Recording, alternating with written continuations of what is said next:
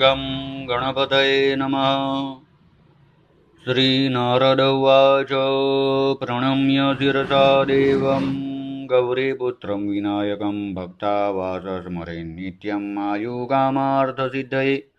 प्रथमं वक्रतुण्डं च एकदन्तं द्वितीयकं तृतीयं कृष्णपिङ्गाक्षं गजवक्त्रं चतुर्थकम् लम्बोदरं पञ्चमं च षष्ठं विकटमेव च सप्तमं विघ्नराजं च धूम्रवर्णं तथाष्टमं नवमं बालचन्द्रं च दशमं तु विनायकम् एकादशं गणपतिं द्वादशं तु गजाननं द्वादशैतानि नामानि त्रिसन्ध्यं यपठेन्नर न च विघ्नभयं तस्य सर्वसिद्धिकरं परम्।